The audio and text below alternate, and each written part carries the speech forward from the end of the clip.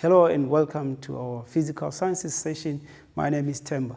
Today we are looking at introduction to a very special type of reaction that are, very important in our chemistry, which are the redox reactions, right? We shall try and look at, what happens, when simple substances, in reactions, they form new substances, and then we try and check exactly what happens in terms of, the electron at an atomic level, in terms of electrons, in a typical redox reaction, right? Okay, so our focus for today is on oxidation numbers, okay? That's our main idea, which will form, the greater component of our discussion, right? But this is in the context of redox reactions, right? Okay, so the thought that's going to guide us today, or something that we need to think about as we go through our session or discussion, is that what exactly happens when oxygen reacts with other element. Take note, this is in the context of reactions. What happens when oxygen, not just to oxygen, when different elements react with oxygen, what exactly happens? So that's the big question that we want to put out there, right? Okay, some of the terminology or the key terms that we will make use of for the purpose of our discussion today, the following phrases, electron rich or electron poor. So it is about the electrons, right? Then the other key term is oxidation number. Okay, we'll try and understand what oxidation number is all about, and we'll try to make practical examples in terms of how exactly you go about in determining, or assigning oxidation numbers to different elements within a compound or, a polyatomic ion. And then we'll also look at electron transfer. So if we talk about transfer, exactly, it means there must be one thing that loses while the other one gains to facilitate that transfer from one, species to the other, right? So these are some of the key terms. Okay, now in the background, what is it that we understand? We know that during chemical bonding, atoms of elements have different arrangement of electrons, right? This actually goes back to, the basics, the fundamentals of chemistry in as far as the periodic table, to say when we talk about electron configuration, we're simply saying that it is specific to a type of element, because an element, is a substance that is made up of a particular type of atom. Okay, so same atoms, they make up an element, but once these atoms combine with each other during chemical bonding, we can form, other molecules of elements or molecules of compounds or formula units. It takes us way back to chemical bonding. So that knowledge that we have, we need now to bring it forward and try and see how it fits into the bigger picture in as far as oxidation numbers are concerned. Right. So we are saying that when atoms join together, this is during bonding, okay, to form molecules or a network structure, right? So molecules will be via your covalent bonding, and then network structures, or crystal lattices with your ionic substances. Electrons are actually transferred or shared. So this is very, very important.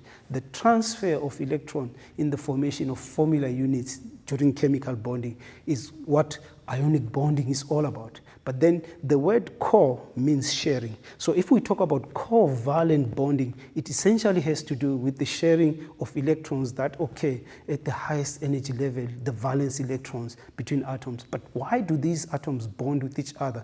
I think we'd remember very well that this has a lot to do with actually, the stability, because they need an electron configuration that resembles that of group 8 elements, which are noble or stable gases. So that's the big idea. So we want to try and develop an understanding of oxidation number based on what we already know. Hence, it's very important for us to remind ourselves of chemical bonding, right?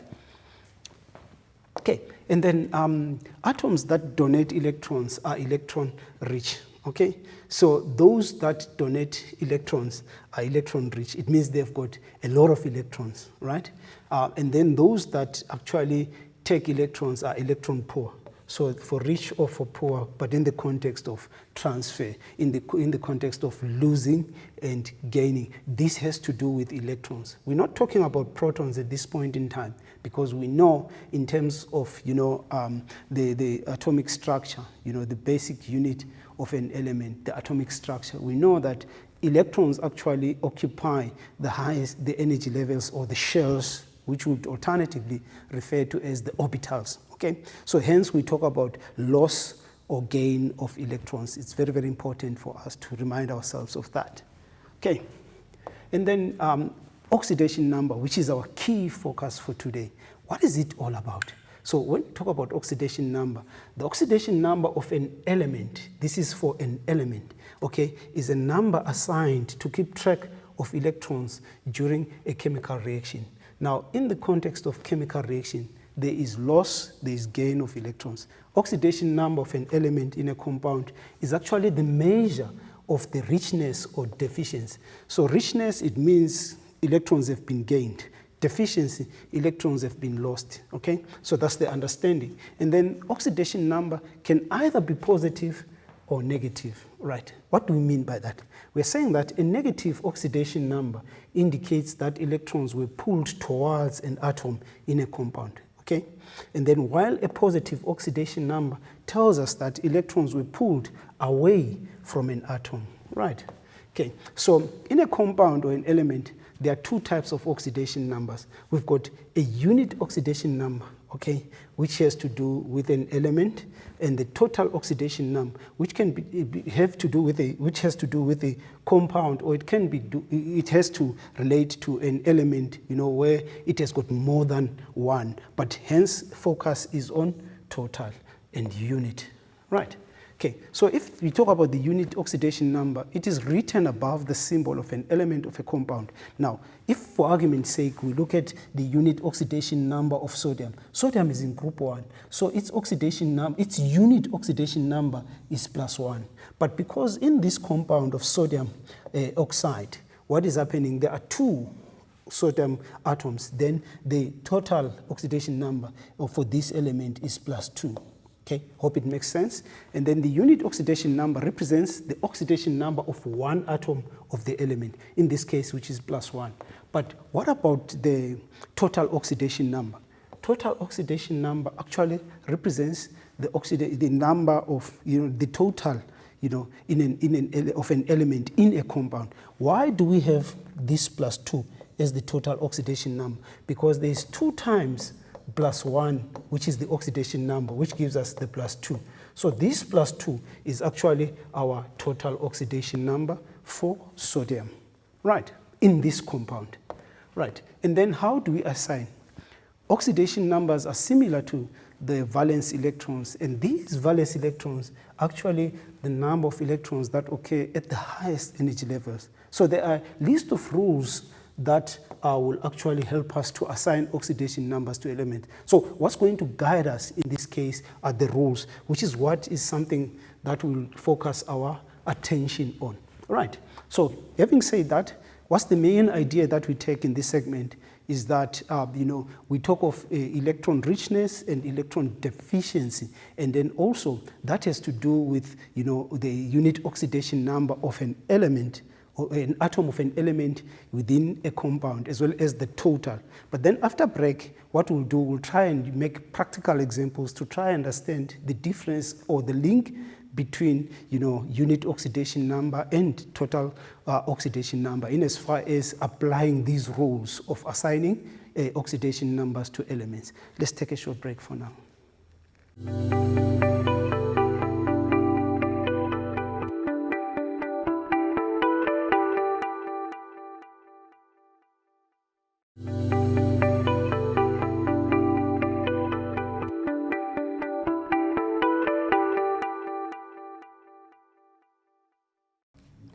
Welcome back to our session. We're still talking, the rules in terms of assigning oxidation numbers, to elements within a compound. We shall also take a turn to try and look at, polyatomic ions and use these rules. But essentially, let's try and understand how these rules are actually applied, okay, in making use of, the chemical substances that are given, So these rules are what is going to be important moving forward. So you need to pay careful attention to this.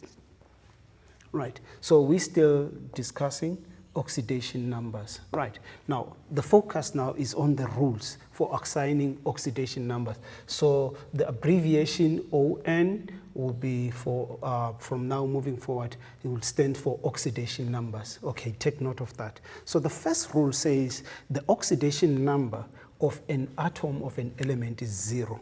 Right, let's break this down.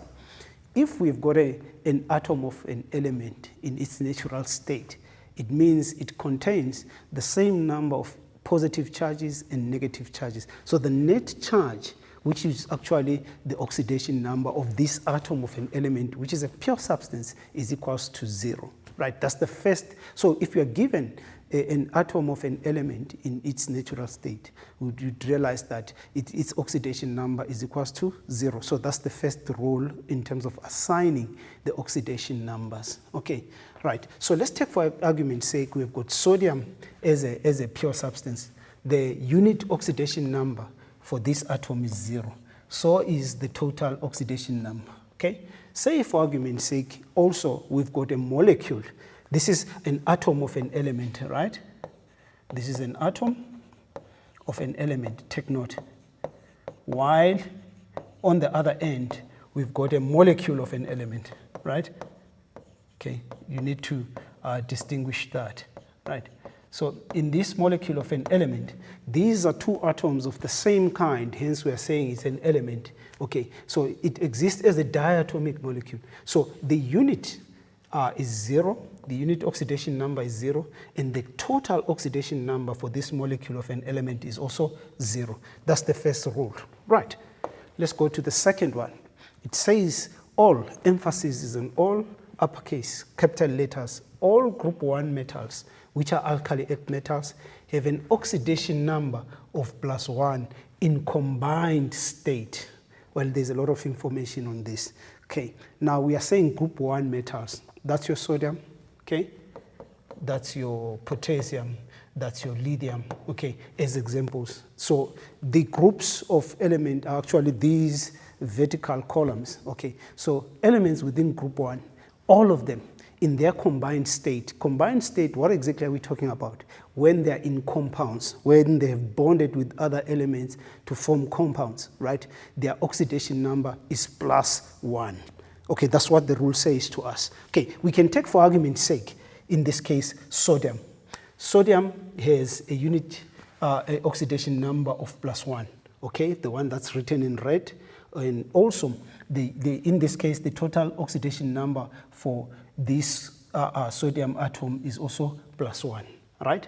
Again, in a different, this is another combined state of a group 1 metal, which is sodium. The unit is +1, and then the total is +2. So in other words, what we are saying, we are saying that there are 2 sodium atoms in this combined state. So if we say if the unit is +1 and then there is 2 of them, then the total is +2 in this case. That's how we obtain this +2. But we are saying that the unit, oxidation number of any group 1 metal is +1. Okay, that's clear enough. Right, let's go on to the other one. It says here all group 2 metals. These are alkali earth metals in as far as our periodic table. So this becomes your second column in the periodic table of elements from your left-hand side, right? They've got an oxidation number of +2. So group 1 +1, group 2 +2, in combined state once again. So what are we saying here? In this combined state, magnesium has a unit oxidation number of +2 because it is a group 2 metal. So there is some close correlation between group number for now and the oxidation number. as far as metals are concerned. So group 2 plus 2 unit charge. So in this combined state, magnesium has a total oxidation number of plus 2. But then what about in magnesium nitride in this combined state or in this compound? The unit is plus 2. But then in this formula unit, we've got 3 of these plus 2. Then it gives us a total of plus 6, which is exactly how we arrive at the total oxidation number. Right, okay, let's move forward. What about oxygen atom in a combined state? Now, there is a difference between oxygen as a molecule of an element and oxygen in its combined state. So as a molecule of an element, that's the O2 part, because in nature, that's how it exists as a diatomic, molecule of an element. Why are we saying element? Because these are atoms of the same kind that are chemically bonded together. But in a combined state, we are talking of oxygen while it is in a compound. So take note of the difference. So as a molecule of an element, its oxidation number, unit oxidation number is it's 0, but in a combined state, that's what we are focusing on. So in a combined state, it's -2. Take note of that. So in magnesium oxide, it's a practical example of oxygen in a combined state. So in this case, oxygen will always be -2 because there is only one of them. The total for oxygen is -2. What about in aluminium oxide? The unit is -2, but in aluminium oxide, there is 3 of these -2, which gives us the -6. Hopefully it makes sense. So that's very, very straightforward once again. Now, we can also talk about exceptions. There are a lot of exceptions in chemistry. So we are saying in combined state, it is always -2, except in a peroxide. A peroxide, for argument's sake, this is hydrogen peroxide as an example, okay? So this is our hydrogen peroxide. In this peroxide, we are saying it's the only exception. The oxidation number of the unit oxidation number of oxygen is -1. So this is an exception. So when we talk of exceptions in terms of the applications of the rule, we say, yes, the rule holds for everything besides when oxygen is in a combined state of a peroxide. So the rule applies to everything else except the peroxide. That's what we mean by an exception, right? Okay, and then hydrogen atom in the combined state has a +1, right? It's a given. So in this combined state, hydrogen is part of a compound, hydrogen bromide, HBr. So the unit is +1. Now, how many hydrogen atoms are there in this molecule? We are having 1. So the total oxidation number for hydrogen is +1. Okay, what about in a water molecule, right? The unit is +1, but how many atoms of hydrogen do we have per molecule of water? There's 2 of them, while each one of them is +1. So the total oxidation number becomes +2, which is how we get to that, right? Okay, now, there is also an exception here in as far as hydrogen is concerned. So in combined state, hydrogen is always +1, except in a hydride. So a practical example of a hydride is sodium hydride, right? Sodium hydride. Okay, what's up with the exception? What is it that is important? In a hydride, hydrogen will be -1, and it makes sense. Because we are saying that if sodium, which is a group 1 metal, there is no exception, all group 1 are +1, okay? And then the total for this compound is 0. Then it means, if the total is 0, it means here for hydrogen, it has to be -1.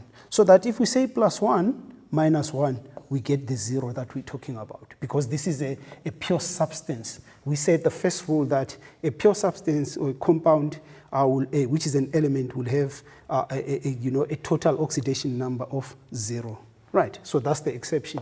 Okay, now the sum of all oxidation numbers in a neutral molecule or a compound is equals to 0. This is what we mean, that if in this case the unit for hydrogen is +1, okay, but there is how many hydrogen per water molecule? There is 2. Okay, now for the total oxidation number, then the oxygen in this combined state, because it's not a peroxide, it's going to be -2, all right? This must actually give us 0, right? So this is how we get the 0. The +2 minus 2 will give us a 0. So this rule says sum of all oxidation numbers in a molecule or a compound is equal to 0, right?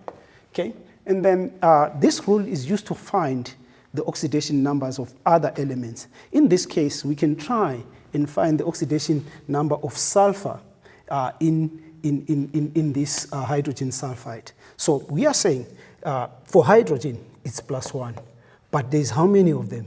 It's 2, okay, which gives us a total of +2. Is equals to 0 because this is a compound, right? We are saying the sum of all oxidation numbers in a neutral compound. This is a neutral compound, is equals to 0. So what is the oxidation number of sulfur in this case? For us to get 0, this is going to be what? -2, right? Because if you say 2, this will give us 2 plus 1 times 2 will give us 2 minus 2. So it means in this case, the oxidation number of sulfur is -2, right? So we can say here -2, and then the sum is -2 to give us 0, right? Okay, and then we can also use this rule in many cases to find even those of the polyatomic ions. Now, the sum of oxidation numbers of all atoms in an ion, okay? Which ion are we talking about here? Is the sulfate ion, SO4 2-. Okay, so the sum of oxidation numbers of these is equals to -2. Right, where is this -2 coming from? It is actually the net charge on the ion, okay? So what are we saying? Let's say for argument's sake, we want to find the oxidation number of sulfur in this case. We don't know what it is. Then we are saying -2 for oxygen. That's the unit oxidation number of oxygen. But there's 4 of them, okay? This total must give us what? -2, okay? Which is that. And then this is for oxygen, right?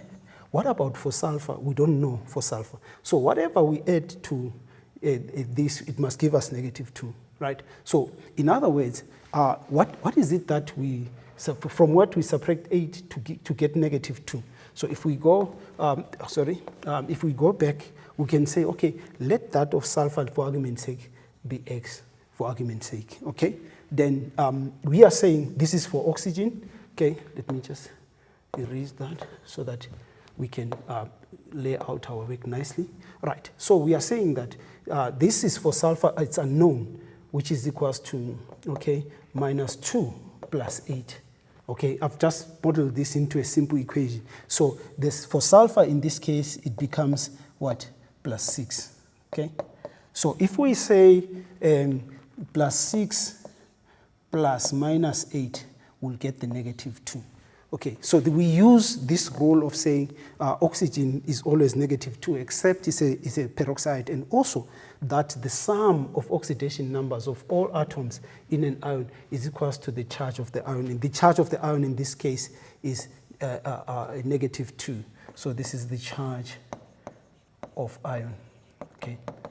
Right, because this is a polyatomic ion, right? Okay, folks, we'll take a short break for now. See you after the break.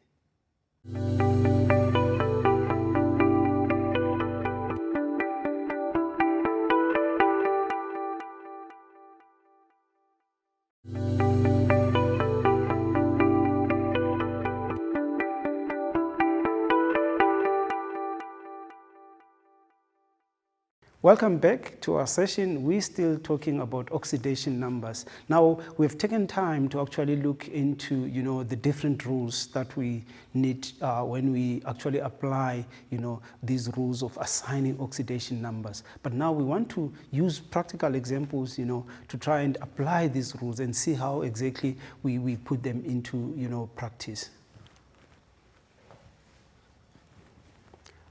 Right. So application of these rules for assigning oxidation numbers. Let's consider a substance like hydrogen sulfide. Now, first things first, hydrogen sulfide is a pure substance. What is a pure substance? A pure substance is an element or a compound. And immediately we talk of an element or a compound as a pure substance, what does the first rule say? It says to us that the total is equals to 0. So if you've got an atom of an element, the oxidation number total is equals to 0 for that particular substance. While again, if we have a pure substance in the form of a compound, the total oxidation number for that substance is equals to 0 as well. So that's our point of, of takeoff. Right, so we want to find the oxidation number of sulfur in hydrogen sulfide, okay? Now let's go through the rules and how we best apply them and try to understand that specifically. So hydrogen sulfide is a molecule, right, of a compound. We are fine with that. As a result, the total of all oxidation numbers is 0. That's our first rule that we have to recognize in this case. Right, so we'll assign oxidation numbers to each unknown atom in the compound. So total is equals to 0. That's what we know by now, right? And then what else? We are saying the hydrogen atom, because there's a specific rule that talks about the hydrogen atom. So any hydrogen atom, except in a peroxide, we are saying, in a hydride rather, we're saying that it has got an oxidation number of +1. So the unit oxidation number of hydrogen is +1, right? Now in this molecule of a compound, there are 2 hydrogen. So if we multiply 1 by 2, you'll get the total oxidation number for hydrogen as +2. So if the oxidation number of sulfur is unknown, what is it that we know by now? We know the total oxidation number, or we've managed to come to the total, or to get the total oxidation number of hydrogen. We also know that hydrogen sulfide is actually a pure substance, which is a compound. So the total for this compound is 0. So the one for sulfur, if we are going to say +2, plus whatever must give us 0, it means the oxidation number of sulfur is equals to -2, right? So that's how we apply that rule. Okay. Now, if we assign that, then the unit for sulfur, in this case, is equals to what? 2, right? -2. But there's only one of them. So if we say -2 divided by 1, okay, it doesn't change anything. It still gives us the total oxidation number of sulfur, which is equals to -2 in this combined state. So the unit oxidation number of sulfur in this case is equals to the total, because there's only one atom of sulfur per molecule of hydrogen sulfide. Okay, that's very interesting. Right, now we move on to the other one. We want to determine, by way of applying these rules, the oxidation number of nitrogen in nitrogen 4 oxide. Okay, so we want to obtain that. So this is nitrogen 4 oxide. What are we saying here? We've got N2O rather. Okay, right. So we want to understand that in this molecule, because this is a compound, now the total is equals to 0, right? So if the total is equals to 0, and then what do we know? We know that the unit oxidation number of oxygen in its combined state is -2, right? Okay, so if it's -2, but then we know that if there is only one oxygen, the unit oxidation number of oxygen actually equals to the total oxidation number, right? So if we talk about nitrogen, okay, there is 2 of nitrogen here. So what are we saying here? We are saying in this case, the total for nitrogen, for us to get 0, it means the nitrogen must be +2, okay? Right, this +2 is for the 2 atoms. So this is the total for nitrogen. And then it means the unit oxidation number for nitrogen in this case is equals to +2 divided by 2, which gives us +1, okay? Why? Because the +2 is the total for nitrogen, okay? Meaning that in this case, we've got 2 of them. It means each one of them is +1, right? So that's how we apply the rule. And then we've got a polyatomic ion, which is the dichromate ion, right? So the name of this ion is called the dichromate ion, right? Okay, so we want to apply the rules. So when we have a dichromate ion, we know that the charge on the ion is equals to the total of all the atoms in this polyatomic ion, okay? So the total, if we can take, for argument's sake, the formula Cr, okay, 2O, okay, 7, and then 2 minus, okay? We know that the total in this ion is -2, right? And then for oxygen, in its combined state, the unit charge is -2, right? So if there is 7 of them, we're gonna get negative what? 14, okay? So -14 actually comes from -2 multiplied by 7. So the total oxidation number for oxygen in this combined state is -14, while the unit charge is what? It's actually -2. So for us to get the one for chromium, we know that the total is that it should be -2. Then in this case, what do we have? We have got, let this one be x for argument's sake, okay, because we don't know it. You can even model it that way. So we'll have 2 times whatever the unit of, so this x is the unit oxidation number, right? Which is what we are looking for, right? Plus 14, it should give us the -2. So if we simplify this, we'll get, if we transpose that, it's gonna give us what? -2 plus 14, which is 12, okay, +12, okay, +12, okay. So this +12 is actually the total.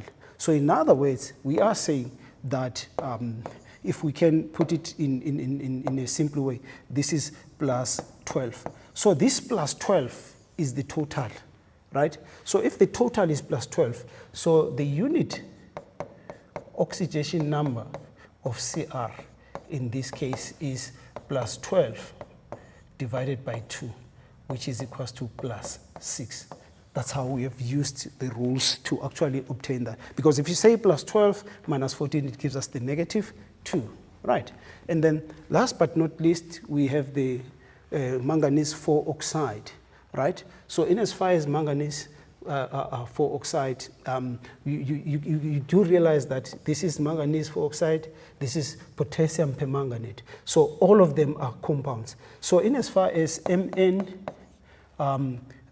let's say K, MnO4, this is potassium permanganate. The total is equals to 0, okay? The unit for oxygen is -2, right? Potassium is group 1, +1. Then we are looking for that. So the total for potassium is +1, okay? We don't know for manganese. For oxygen is -8. The total from -2 times 4. And then what is it that we do to this so that we get 0? It means it is +7. So the unit oxidation number of manganese is +7 in this case. What about in manganese 4 oxide? MnO2, right? So the unit for oxygen, -2, right? And then the total is 0, because this is a pure substance, which is a compound. So in combined state, oxygen is -2, but there's 2 of them, so the total is -4, right? Then in this case, to get 0, what must we do? This is +4, okay? So the oxidation number of manganese in this case is +4. You do realize that in this compound, potassium permanganate is +7. In the other one, manganese 4 oxide, it's +4. This is a transition metal. Its oxidation number can change, all right? That's what is so special about transition metal. So in closing, we are saying that atoms of the same element can have different oxidation numbers when they bond differently with substances. Okay, so these are some of the examples in as far as applying the rules for assigning oxidation numbers. We shall take a short break for now. When we come back, we'll look at more practical examples so that we can apply these rules. Let's take a short breather for now.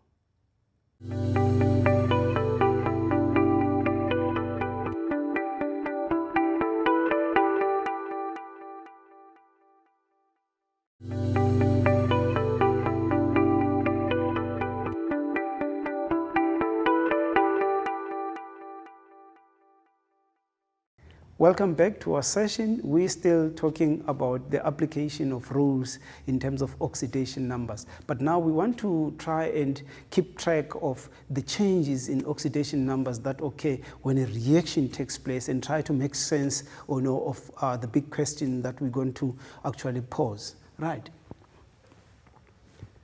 So we are going to look at redox reactions now, right? And in the context of oxidation as well as reduction have reactions, but we shall try and arrive at the processes of oxidation and reduction with reference to oxidation numbers of a particular substance in a reaction. Right. So the big question now that we want to pose is that have you ever thought about exactly what happens, what does a change in oxidation number tell us about the substance in a reaction? So in a chemical reaction, there is a lot of changes that happen in terms of the electrons of the substances that are forming, the atoms that are forming new substances when we form product. So we want to try and find out what happens in terms of oxidation numbers when a typical reaction does take place, right? So that's the big question for now. Now we shall look at the context of combustion of magnesium. So combustion is actually, put simply, a process which involves the burning of a substance in a lot of oxygen. Okay, so this reaction happens completely, or this reaction will only take place until all the magnesium in this case has burned. So we're told that we consider a reaction involving burning a piece of magnesium ribbon, which actually burns with a very bright flame, okay? And then this magnesium ribbon burns completely, all right? Now, here's the balanced equation of reaction between the reaction between magnesium and oxygen to give us a product, which is magnesium oxide. Okay, so what do we know? We know that neutral atoms or molecules formed an ionic substance, which is magnesium oxide. So this is a formula unit of magnesium oxide. Now this formula unit is actually based on a cation and an anion of magnesium 2+. So where does this magnesium 2+ come from? Let's go back to our rules of assigning oxidation number. We ask ourselves, okay, magnesium as a pure substance, in which group does it occur in the periodic table? We find it in group 2. So in terms of the rules of assigning oxidation numbers, all group 2 elements have an oxidation number of +2. Hence we are saying the formula for the cation of magnesium is 2+, which in this formula unit, which is a compound, right? And then the oxygen, always in a combined state, it's always O2-. So this is what we know by now, right? And then it goes further here and says we want to apply the rules for assigning oxidation numbers to all the atoms in the balanced chemical equation, which is what we have done. We are saying that in this magnesium oxide, right, the total oxidation number is equals to 0, right? The unit oxidation number of oxygen in its combined state is -2. So if there is only one oxygen, the total for oxygen is -2, okay? What about that of magnesium is +2, right? To give us a total of 0, okay? Right, and then also in terms of the rules or assigning rules for oxidation, this is a molecule of an element. We know that every molecule of an element has a total of 0, okay? And also what do we know? We know that every atom of an element, its oxidation number is equals to 0, right? So these are some of the rules that actually must come to mind, right? Okay, now here is the balanced equation of reaction. Now the balanced reaction, what does it tell us? It tells us about the stoichiometric ratio in which these substances react with each other. And always think about the mole. Then we are saying that 2 moles of magnesium reacts with a mole of oxygen to give us 2 moles of magnesium oxide. So the ratio is 2:1:2. So this is basically the stoichiometric ratio in which they react. What else are we saying? If we are to keep track of the changes in the oxidation numbers, we know that magnesium as an element has a unit oxidation number of 0, okay? While on the other side, in its combined state, we managed to derive that magnesium, because it's a group 2 element, a group 2 alkali earth metal, in its combined state, it will have an oxidation number of +2. So there is a change in oxidation number of magnesium from 0 to +2. That can only be explained in terms of the electrons lost by magnesium. And there is an electron deficiency. Immediately we start to talk about the unit oxidation number of +2. So how many electrons were lost?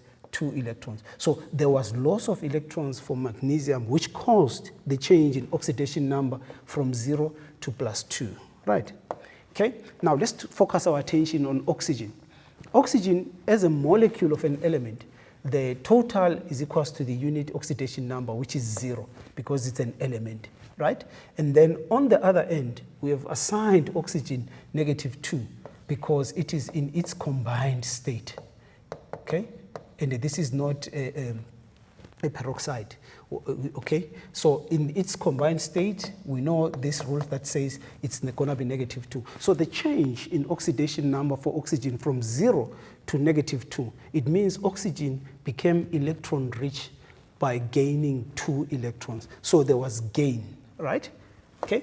Now, if we are to, for argument's sake, look at the combustion of magnesium, you know, by making reference to the oxidation numbers, we've seen the changes that have taken place. Okay, so in the combustion of magnesium, there is a transfer of electrons from magnesium to oxygen. So this is the main point. What are we saying? When we talk about a transfer, there is some kind of a donor-recipient type of a relationship. So if somebody gives, somebody must gain. But whatever is given must be the same as what is gained for a transfer to be fair. Okay, so if in this case magnesium lost, whatever magnesium lost, oxygen should have gained the same amount. Okay, so that's the transfer, right?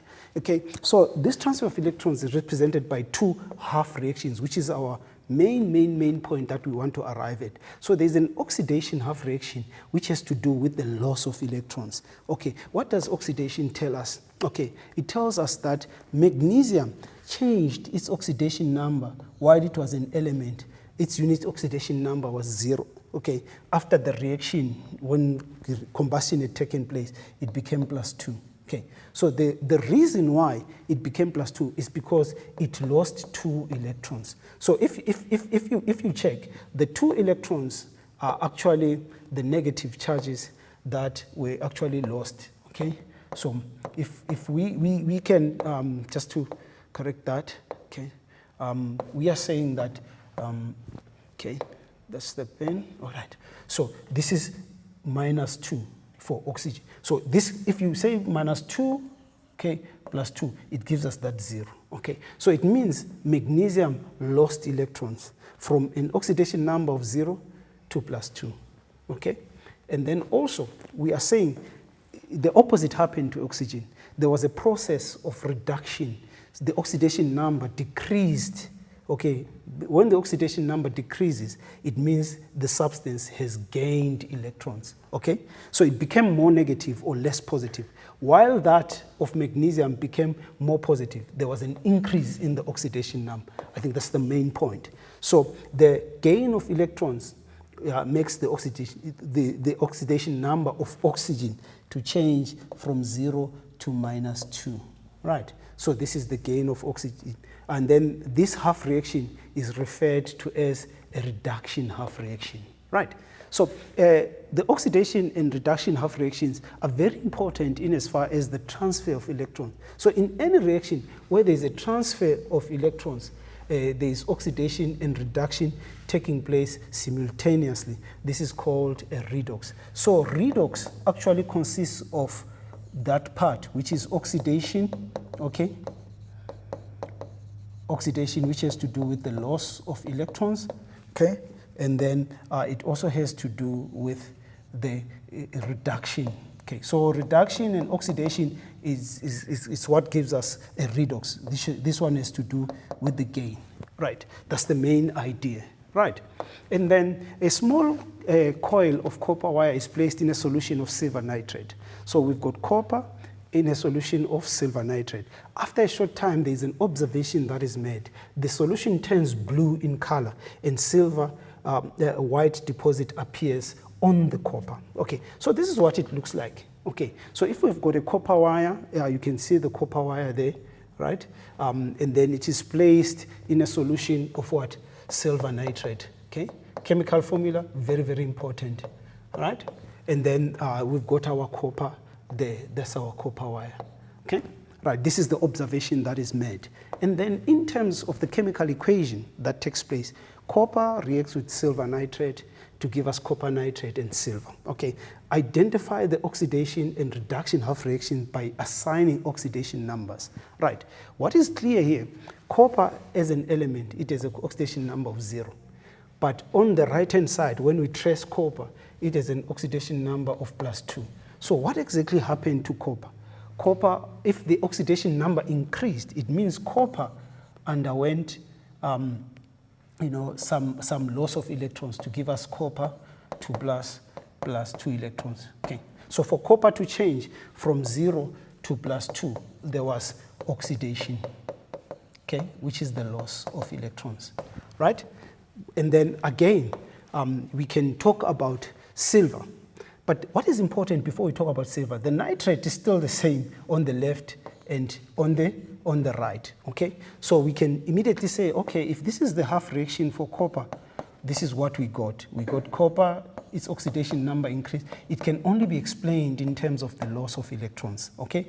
That's our oxidation half reaction. And then in terms of silver, in this combined state, we know the nitrate ion is -1. So silver in this case is +1, and then on the other end, it's 0, right? So we can immediately say, okay, what happened to silver? Silver underwent a decrease of oxidation number. In other words, it became more negative, or sorry, it became a less, it decreased from +1 to 0. So we can say Ag plus, okay?